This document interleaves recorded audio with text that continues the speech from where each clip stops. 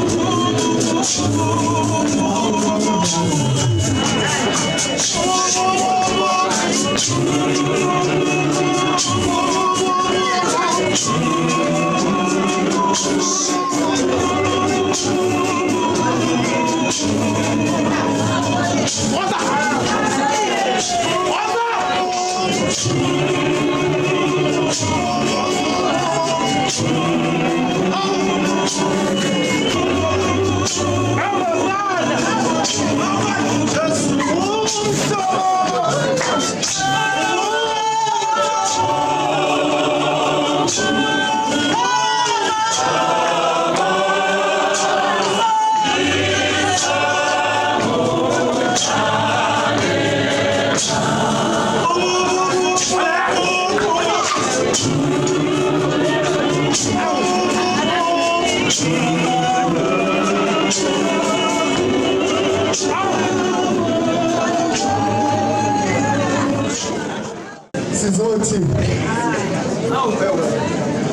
bye bye Demo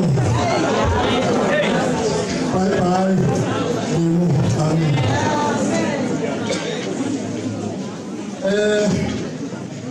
wethi ubishop uNgcobo wethi abasekhova ubumnandi akupheli afika nomnandi ngashona ilanga sesiyolanyana ngoba sinefake izinto zokufuneka sisibheke amen ngiyacela nje ukuthi ningabe isandla kakhulu bazalwane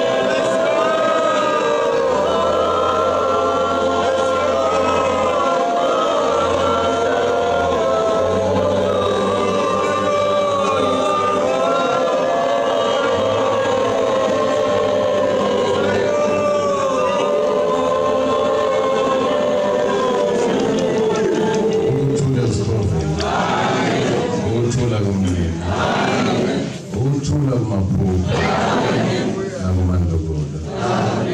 Program Director baba wethu Ntanzi Mfundisi iyabingelela kakhulu ithatha ithuba umnikeza lona nami ngiyalibonga leli thuba ngibonga bonke ubuholo phezulu qale kakhulukazi kusina Bishop ubaba wethu Mtshali nabaholi bonke abakhona nezikhundla zenu ngokuhlolisha kwenu indlela yahlukehlukene. Ngithatha leli thuba abaholi bami nami ngibonga ukuthi ningethembe nivumelane ukukhapha phakathi yiba nezwi lokugcina enkonzweni kagogo wethu. Ngiyakuhlonipha ngiyabonga kakhulu. Amen. Ngifuna njalo ukukhuluma masishane ngodaba lapha elithinta isivumelwano sikaNkulunkulu no-Abraham. Uvumelana abantu ababili uNkulunkulu no-Abraham baba nesivumelwano. Kodwa-ke ngingakaqhubeki kakhulu ngiyababingelela abafowethu abasha ngelithi igama leNkosi uJesu Kristu. Ngesesikhathi ngeke ngibuze umbuzo ukuthi ngaphandle kwenu singenzani esikoleni. Sinazo isiclaim esisha nama-display ukuthi hayi nasasihlabela kanje. Wazongitshela nami ukuthi uvusi kama wafundiswa yini ukuhlabelela. Bese ngingaqala sikhipha amafayeli bazalwane. Kodwa-ke siyabonga kakhulu ukusikhonza kwethu sikubusise. Siyabonga nabasehambele ebandleni lakithi bonke nahlonishwa abahlonishwa bakhona phakathi kwendawo. Siyanibingelela kakhulu. Ake ngibuye la kuyinkanyezi. Manje lithi iBhayibheli uma ubuka incwadi ka-7 encwadini yeSambulo. Bayazi abantu uma ukhuluma ngeSambulo ukhuluma ngendoda engabovu. Ukhuluma ngendoda eyathi ihambisa ivangeli ngokweqiniso. Abantu bayisola. Kodwa ekugcineni kuyisoleni kwabo bagcina abantu kufanele nokufaneleka ukuthi mayiphanishwe ishaywe kabuhlungu yaze yakhishwa amehlo. Uma esekhishwa amehlo ukuthi iBhayibheli uyathathwa emveni kwalokho ususwa endaweni nabantu engabe bayamsiza bambambe bambonisa indlela. Wena ubona kubantu umuntu omdala emnyango wasesasa bayaphelezelwa abantu. Kodwa lithi iBhayibheli le ndoda yathathwa ubeka esiqhingini sasinegama esithiwa iPasmos. Hayi uma sazi isiqhingi zenzela nje favor ubhekele eTroy Robben Island. Ubekwe endaweni la ungenakubaleka khona. We are incarcerated. Uvalelwe awukwazi ukuphefumula awukwazi ukwenza lutho. Kodwa ngithanda ukuthi iBhayibheli kwafika ebusuku athi makakhuluma noJohane athi kwakusuku lenkosi. Ngamanye amagama lolu suku laluhlukile kunezinye izinsuku. Uma uqhubeka ubheka u7 lithi iBhayibheli lapha ku7 uthi yena enganamehlo uthi ngabona izingilosi eziwu4 enye imi ngapha enye imi ngapha enye imi ngapha enye imi ngapha. Injongo yalezingilosi kwakuwukuthi mazimoshe umhlaba. Kwafuna azibambe umoya emhlabeni wabusaba khona umoya. Nasolwandle kunganyakazi lutho. Uyazi ukuthi umoya uyimpilo. Ungehlahla zingasanyakazi zingasakhona ukunyakaza abantu bazogubha. Kodwa lithi iBhayibheli khona lapho kwaqhamuka enye ingilosi iqhamuka empumalanga. Yathi kulezi ezinye uyekeni umhlaba ningawumoshi isikhathi singakafiki. Bese kufuneka namhlanje sithi hayi asidlule encwadini yoMshumayeli 3 uma ethi sikhona isikhathi bese sesiyavuma sithi lembala isikhathi sikhona futhi isikhathi sinamandla. Amen. Amen bathandekayo. Uma ethi uyekeni umhlaba lithi iBhayibheli emveni kwalo kwabonakala bezizwe zabaJuda zonke. Siyazazi izizwe zakaJuda zazu12. Kodwa ngasizwe ngasinye kwakhona abantu abawu12,000. Uma bahlanganisa ke 12 times 12 144. Babu 144,000. Lithi iBhayibheli bonke laba babe bekuphawu babunzina. Hallelujah. Abalungisiwe. Amen bathandekayo. Ngithi mangenibona ngithi naba babona uJohane ababekuphawu. Take no offense.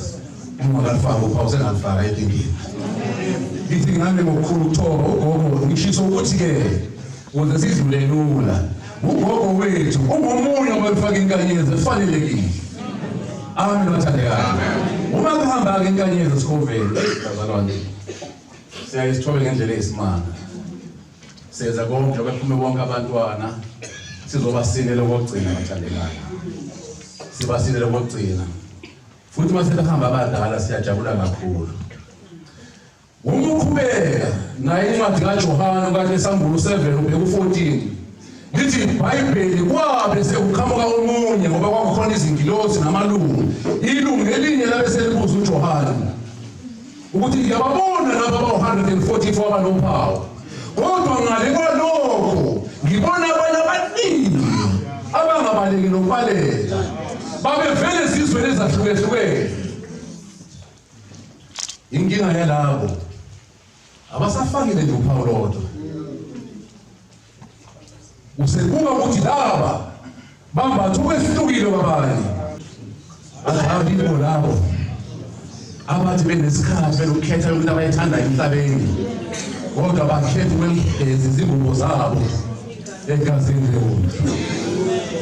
Amen bathandekayo. Kodwa ngithanda uJohane umephendula kuphenduli yena. Uma kubuzwa empakobani uthi uJohane uwazi uNkosi. Ngizothi emndenini wami kwaThukuze uma ngabe ninembuzo ngokuhamba kaMama noma khona ubuzayo thandeni kuwe Nkosi owaziyo. Duduzelani indlela kaThukuze uhambe iqhawe nje wanibona nje. Khona ukukhala vele bazalwane kuyimpilo. Nabafundi baje is therapy yona indlela yokuzelapha. Uma uthi khala kodwa ke hayi ugogo yena usebenzile uthandekayo. Wenza umsebenzi wakhe. Sithi ugogo wethu akalale ngokuthula. Simphelezele kuze kufike isikhathi sawubeka endlini yakhe yokugcina. Abaduduzela kuhleke ukungena endlini yokukholo ngoba akubi nembuzo eminingi. Bayazi ukuthi zonke izinto phansi komthunzi welanga zenzeka kunesikhathi. Futhi ke izinto ezenzeka phansi komthunzi welanga zenzeka ngoba kunesivumelwano noNkulunkulu.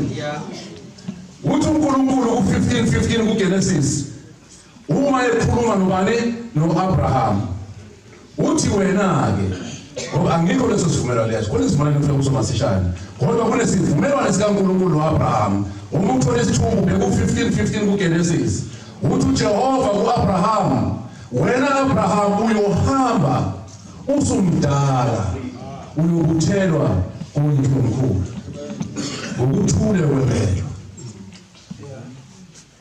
Ayisinayi politikaza ngeke ngelanthi ixoxe sibheke kodwa vele libhaliwe lishiye into yakuyihlo omkhulu. 15:15. Haleluya. Lithi iBhayibheli uJehova kathokozi ngomuntu wezithembiso angasifezi. Umshumayeli 5:4. Yena uJehova kathokozi ngomuntu. Yingakho uJehova angeke ezithembiso bese kushintsha yena endleleni angasasiphelelisi. Lithi iBhayibheli esemdala uAbraham esenelisekile ngempilo. Waguqa kanye wahamba ngokuthula. Basala bemangela abantu ushiya uDadewethu ngisaphinda ukuthi ugogo ahambe kanjani. Akahluphanga umuntu ugogo. Ugogo vele wazihambela ngokuthula. Amen bathandekayo. Uzothi umbuzo ngoba uAbraham wayethandwe kangaka uJehova ufelani? Yini emenza afe? Ngoba vele uJehova amkhohlisa ukuthi sikwenzela konke sinika abantu kodwa uyikufa. Ekugcina nje wena noma ungakholwa kangaka egcineni uzokufa. Ake sibuye nje masishane kungani uAbraham wathenjiswa kodwa ufuna adlule kubekufeni.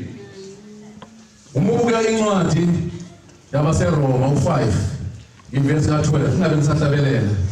Ngicela emva kwami okhethiwe abese sibukela noma bese mathathu kuphela. AbaseRoma 5 ivesi ka12. Amen. Nalivini Roma 5:12, 13, 14 siyaqala amagama omnyama isono nokufa kwafika ngoAdamu.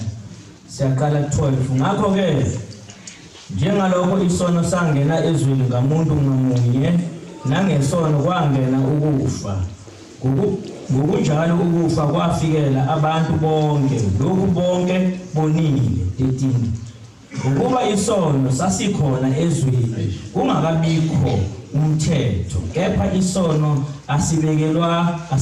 asibalelwa ungekho umthetho. 14 nokho ukufa kwabusa kusukela ku-Adamu kwaze kwaba kuMose, naphezu kwababonanga ngendlela yeseko sika-Adamu kuyisifanekiso sakhe obeyakuza. Amen. Amen.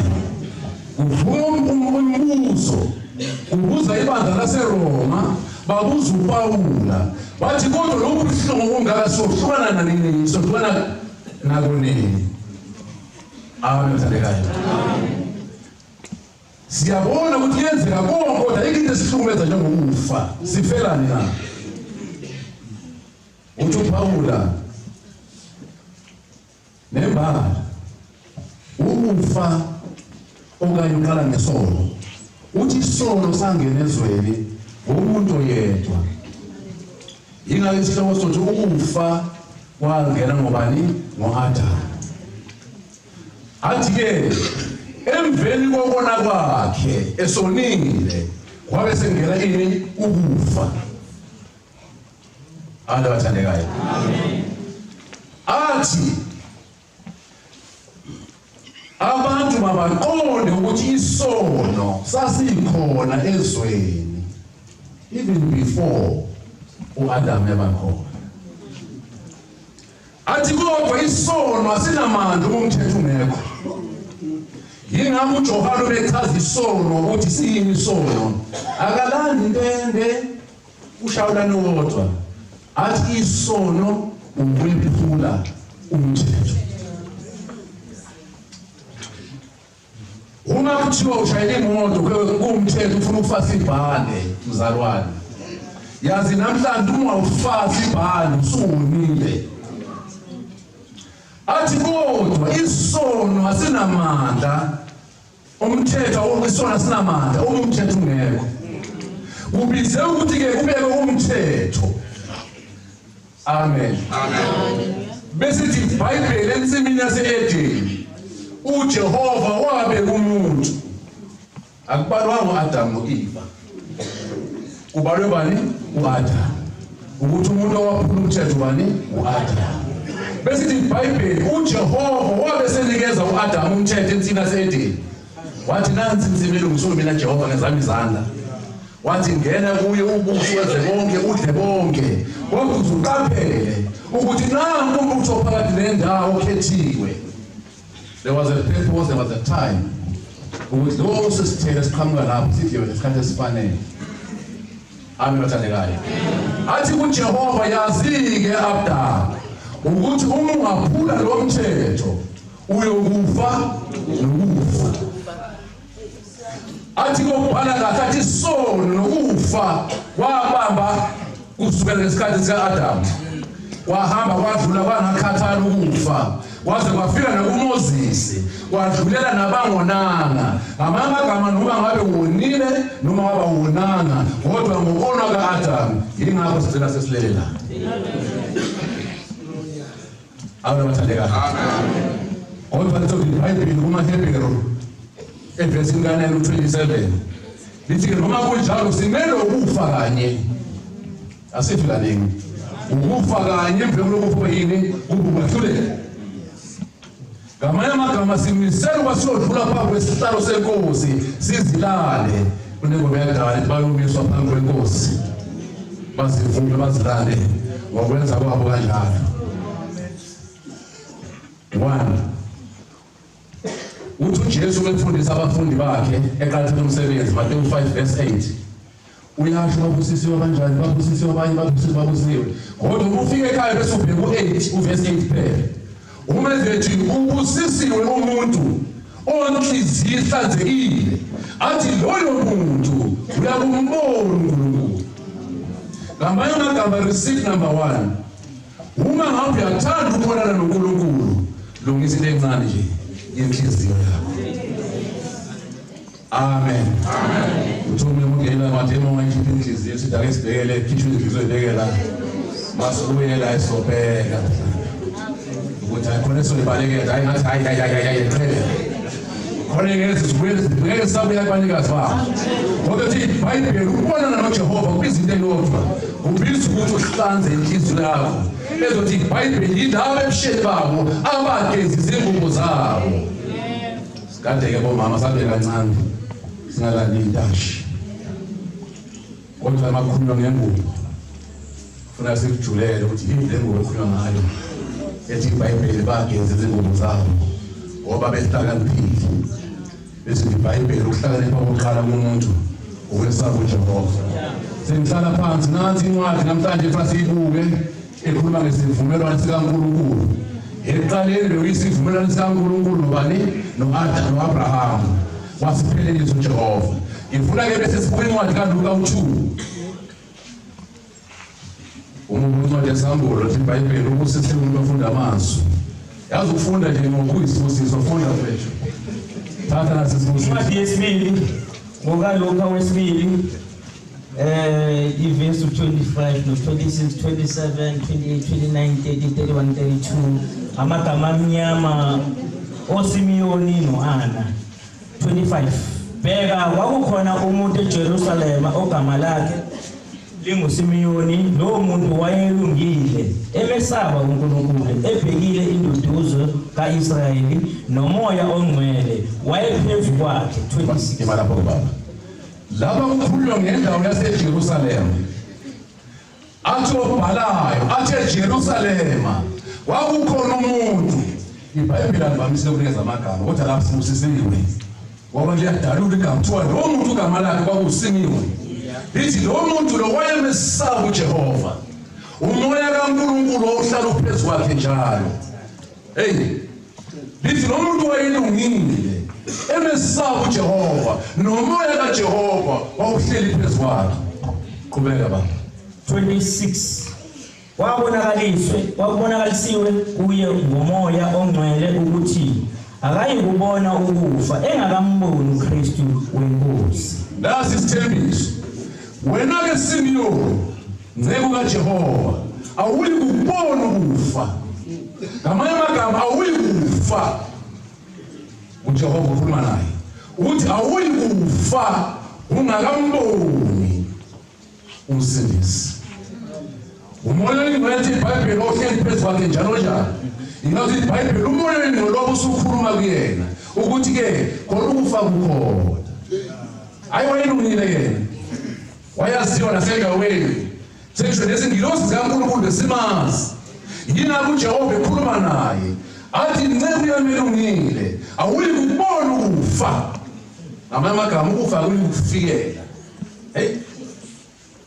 ithi imbongi safunda isikolo ithi imbongi angiyithanda kakhulu ithi mangifika ukufa ngamanye amagama njengoba sihamba sisemncintiswaneni siyaphikisana nokufa kodwa ithi iBhayibheli awuyikufika ukufa ungakamboni umsindisi qhubeka baba 27 wafika ngomoya ethempelini kwathi ukuba abazali balethe umntwana eJerusalema ethempelini ukuba benze kuye njengesiko lomthetho amen lana bakhuluma ngomntwana kukhuluma ngoJesu Kristu uqobo lwakhe ethi iBhayibheli kwakukhona isiko lakaJuda elokuthi umntwana ikakhulukazi umntwana womfana ubese leinsuku eziwu8 akathathwa umuse ethempelini ngoba kukhona isiko lamaJuda ekwafuze lipheleliswe emntwaneni womfana lithi iBhayibheli lo muntu omdala wayeyihlelele nje ekhaya ngicabanga ukuthi wayesenamaviki uyaqisa amaviki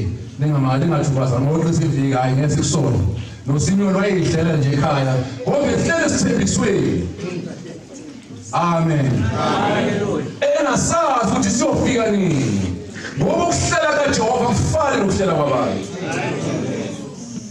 ziyahamba insuku uyihlelele ngelinye nathi iBhayibheli umoya oyingcwele iBhayibheli ohleli phezu kwakhe umoya oyingcwele uyasusa ekhaya uthi namhlanje ngicela umuntu omdala ngcela ethempelini naye akazi kwenzakalani uyancenga ethempelini uyafika ethempelini uma efika ethempelini iBhayibheli abazali bakaJesu balethe umntwana umpriest qhubeka baba 28 wamamukela ngokumgona wambonga uNkulunkulu wathi sale usumukisa ukuthula inceku yakho somandla njengezwi lakho. Baba lapho ukulungisa ukuphinda 29 lithi iBhayibheli uma sengenile selethiwe umntwana sekwenziwa okwenziwayo ucela umntwana ke alethwe kuye. Lithi iBhayibheli wamthatha umntwana kuba uJesu Kristu na 8 days uyamthatha umbeka on his laps uyabusiseka ufezeke isithembiso uJehova asenza kubani yena ukuthi awuyikufa ungambonanga. Usithi ke eyiphilo 29 Philo 29 sale usumukisa ukuthula inceku yakho usomandla njengezwi lakho. Amen. Lapho kusetshenziswa elinye igama ke umethi mukisa. Amen. Amen. Uthi Nkosi amehlo ami asembonile umsindisi njengesithembiso inceku yakhe singahambi yolala usungayibuyisa inceku yemphethweni wayo wokuphumula. AbakaJehova abahlupheke kakhulu sizothi njengoba waphuma ekhaya wadlala ama-orange wenza zonke izinto uma efika eklinikhi. Kodwa ithi iBhayibheli uthi umoya wami amehlo ami asembonile umsindisi. Ngamanye amagama it's time to sign off. Sengithi amanje ukuthi umdedele athi njengokwethembisa kwakho owakuthembisa abantwini. Amen bathandekayo. Noma ngasaqhubekanga ngizama ukuthi ke ugogo ukwenzile okuhle emehlweni kaJehova. Yingakho uJehova ibona into obofuna vele nje ayihlale phansi ugogo ayithandekayo. Amen bathandekayo. Sebenzela umuntu omdala sambeni sobeka ngokuthula bathandekayo. Nami sengimile lapho ngithi hamba gogo wethu ngikwenze yonke nami abafunda ntanzi mfethu sengihlala phansi ngibuke lapha makufunda umlando kagogo wathi wayo ugogo ubeyisethetho ngicabanga umfethu uthusi sesambe kangaka akangitshela kanti nami nginomuntu engibambisene naye isikhombela utrustee ngoba isethetho utrustee nami Nkosi ngibusise. Amen. Sicela ukuphakamisa siyabonga kakhulu baba wethu trustee. Sicela amazwi okubonga baba wethu upresident usihlalo wethu wethu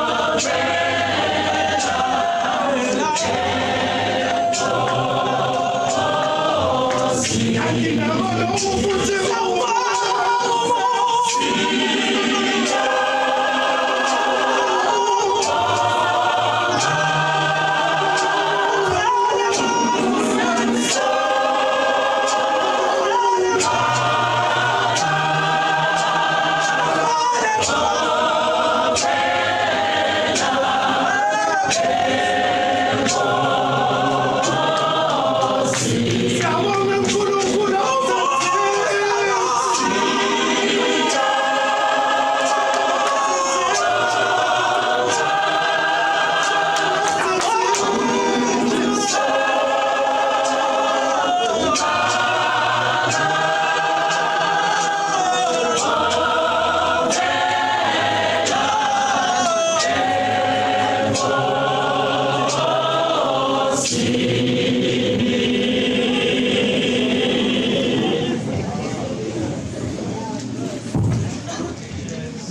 mphathi wohlelo program director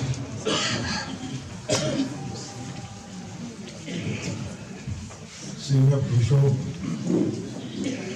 no-trustee bishop lonke akholela ngaphakathi nomengameli namba ngababona nabefundisi amabandla bonke ahlukahlukene abamba ukhulu makhathini abamba umpili osiyambe ngenxa nje yesikhathi ngoba laba bangikholisakho la kule ndawo njengoba ngikhona nje napha nababekho ngikusa kakhulu bobaba ukuthi ngiyabona ukuthi kukhona kusakholelwa kwi-program kanti befanele ukuthi ngabe ngomthetho kudliwa nje izwi ngoba bekuwusuku lokuhlinga nje izwi asalwane amen. Ngiyabonga kakhulu-ke ibandla lonke nalithi laseNkoveni babantwana Mageba Archbishop phakathwayo kuMedu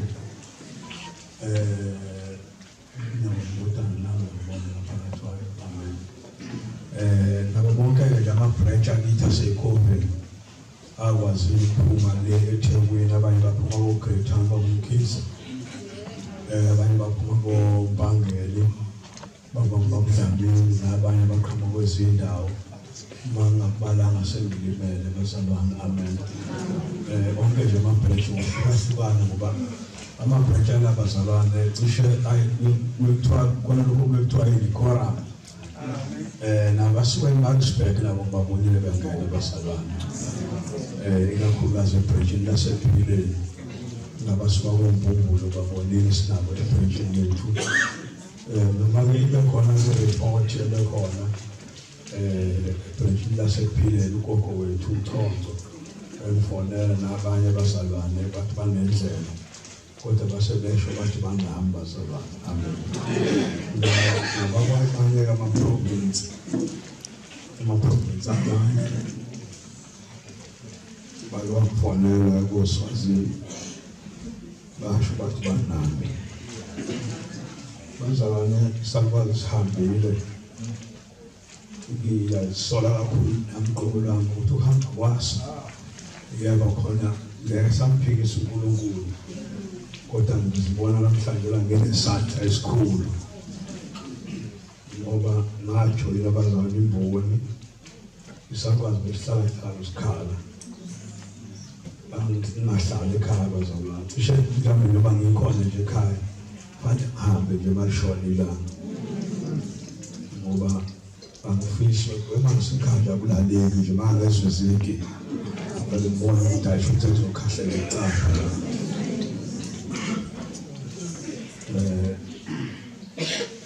nginonkosikazi bazalwane unkosikazi mhlawumbe abaningi bangasola ukuthi mhlawumbe asicilanga kakhulu ekhaya. Ngifuna ukusho bazalwane ukuthi ngiyathanda ngayo yonke inhliziyo ukuhlala lapha ekhaya ngangeke ngiwakhe lo muzi ngakhe isalukazi kodwa ngingathanda ukuhlala ekhaya futhi bazalwane awukho umuzi omunye nawo lama rent akho kwakho le ukuthi kuloko ngento 8,000 ya 10,000 angikuthandi lokho bazalwane empilweni wami. Ngisebe imoto nyaka 5 lona ngisebenza kahle ngoba isalukazi sami mina ngizoza ngokunaphuma esikoleni ngizobeshiya dadewethu ngoba ngisimo sasekhaya aqala nje ukondla ekhaya mhlawumbe ngangakahlanganisi cishe 15 years aqala nje ukondla ekhaya ngithola labo u200 ngiphosa muzi ngizofika esikhathini la ngiyilela khona bazalwane ukuthi umsebenzi wami uyamiswa. Umiswa abantu abafakwe nami ngene emsebenzini. Abanye ngabondla mina. Kulensizwa njena ngayikakhulu ukuthi yamamkhize. Yayingena moto lapha enhlanganweni. Yayithi mayifika njalo isibuke emehlweni masidla. Sibhoqane ukuthi kufuneka siyishiye lokudla. Njengomuntu owayephatha isikhwama enhlanganweni, ngakuvala ukuthi lo muntu alokhu eshiyela abantu ukudla. Ngathola mkhize njalo ngosuku. Hambe uyothatha 250 lapha ngegethini. Njalo ngosuku, Monday to Sunday ukwazi ukuthola ukudla. Kodwa lo muntu lowo uthele wayesenamandla ngaphezulu, bese eyibona namandla ngaphezulu kwami. Kwathi kusemhlanganweni washaya itafula kakhulu. Ngibuye nemoto enkantolo enkantolo ukuthi ngibusele imoto zami. Washaya itafula kakhulu ngoba wathi imoto yakhe zingabuyela efile. Into endleleni usele imoto manje. Usethi ngabuye imoto zami efile. Ushuthi uNkulunkulu wahambela leli gama lokuthi ngabuye imoto zami efile. Ngoba ngezwe ukuthi uShaka vele utholakala nje egaxele steringini. Seyidlule nayo inseyiswa.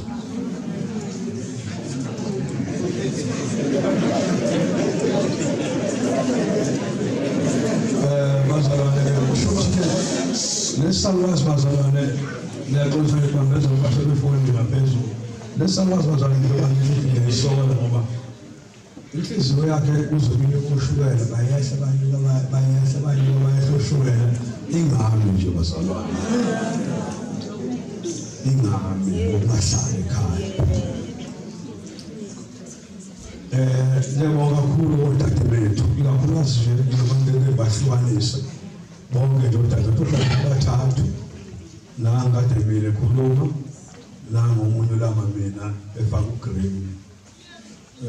Bese kuba yinamo phambi sisandla lokufishanyana ke obulele behlala noma ekhaya. Hlala noma ekhaya. Ngifisa ukusho ukuthi edade wethu kulowa umusilowana njengoba ukhona. Usemahlobo akho uhlala kuwona. Ngoba kufuneka ungazi ukuthi uma wenza ukuphambene angeke ukwazi phela ukuthi uhlale kuwona ngoba umuzi uyakhonza. Sizohlala phansi besixoxe nabo odade wethu namba nonke labangodade bethu. Akukho la ngakuhlulela khona. Uphele wani umuntu ozihlulela. Ngoba umuzi ukhona ekhaya ukuthi sowazi uhamba ubonakala uhamba ukhangeza uma ngaze ngasifundisa ukukhangeza. Wasifundisa ukuthi kufuneka sikhwande ukuze siphile. Ngabe selimoto-ke baphoqa zonke imoto enginazo nangibusele kubelungu bazayikhokha imoto. Anginamahloni ukusho lokuthi mina ngagana unkosikazi kwakukusho umkhaliphi mazamanzi angathi khona.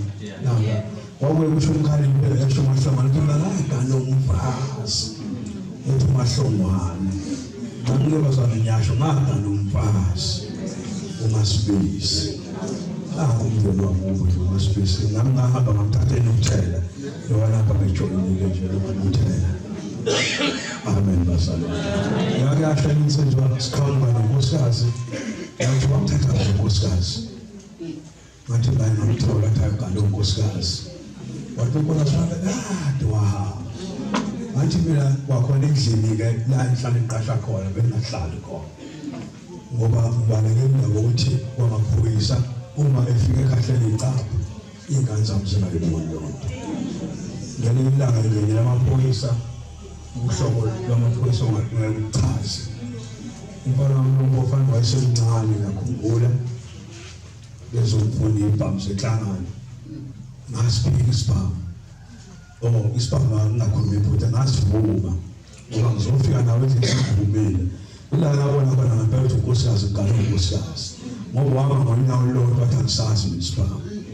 Ngathi unkosikazi wabusaphika sengishiya isikole.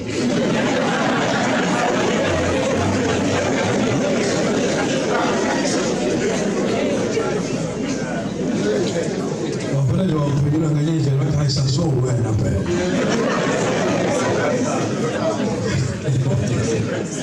So-ke bazalwane-ke angeke sachaza kade ngoba uma no-right bazalwane.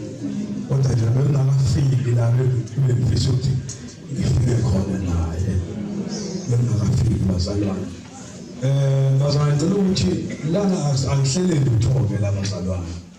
Ngoba nje dadewethu sizohlala phansi sixoxe, ngibonga kakhulu ukungiseka kwenu, konke nje ukuneseka kwenu. Ukuhlanganisa nensizwa kaMthelezi. Yabona insizwa kaMthelezi, uMthelezi awuphaka ngokubona. Nami uMthelezi bazalwane. Yabona ndoda yana ngifuna ukusho angikhulumi iqiniso bazalwane. Ngoba nami ngokusekhona. Let's just give 10,000 at the hand of Mabuwa.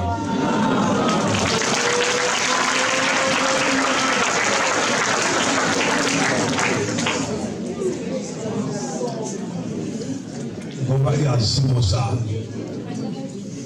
Ngisho ukisimuzi bangoba ukisimuzi baningi ukisimuzi befika. Ngivele ngifonele ibizi kanti sihlangana soba umkhisa yahlangana soba uTambe nabanye engineer ngawukisimuzi. Ngaya nje ngiwana kuzoba uDecember nangu 5,000 insizwa zithi ungalali ungadleli. Nawo omunye uKhisimusi futhi ayisho njalo ngenyanga ubisebenza nebudget yami kuyona. Noma abafuna bazalwane kodwa nje ngoba bafuna ukuthandela.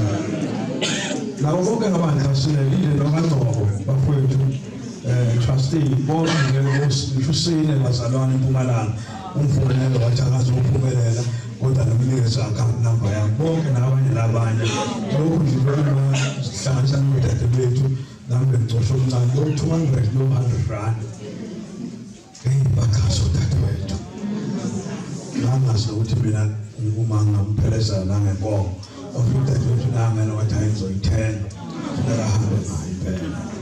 Ishuthi bazalwane la ngaphandle bazalwane khona ibhasi nabanye ke bazalwane bangadwele imoto ngiyacela ukuthi masiye ekhaya sonke bazalwane ngicela sidlulele ekhaya noma ungekho uthini kodwa lokho okuncane mhlawumbe ungakuthola kungakujabulisa kakhulu kule lokathusi asiyeni ke bazalwane ekhaya siyofihla ikhansela nobade khona nje uzama ngayo yonke indlela ukuthi ngihamba ngoba ngisalukazi eduze ukababa wangivulela nje indlela yayisiyaphela ngoba ngase ngakhuhle ukwezansi nganyukela ngenhle kodwa ukhansela ukwazi ukuthi angivulele indlela ukuthi ngikwazi ukufika ekhaya esanti bazalwane isixoxe lokho mncane wawasho uNkulunkulukazi wayehlala nje ukuthi amakhuma monjani bakuthwe umngane ehlabile kwakuncanyana umngane wathi alokho wathola ongatholanga bahlala unikeza inyama-ke bahlala unikeza inyama uNkulunkulu wazi wakhona ukwazi ukutshela umgcobo lo angeza zona nje iqatha kakhulu akushingevu lo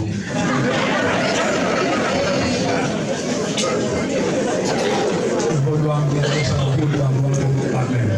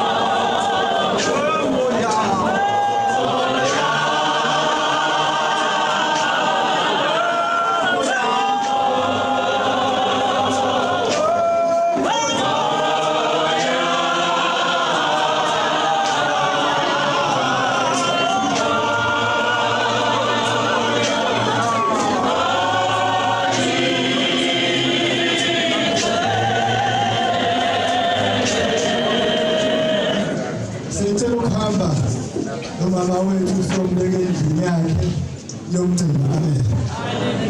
Before senze lokho bazalwane, ngicela ibandla lonke liphakame. Ngicela ukunikezela ubishop wethu babodlelo usifusisele. Baba izwi lakho linamandla liyaphila. UNkulunkulu ngibambana isebenzi yakho Ngiyisele uNkulunkulu intokazi yakho yokukholwa oqinile ezwelelelo yakho yokugcina egameni leSikhosini. Ngibandla nawumsebenzi womfundi.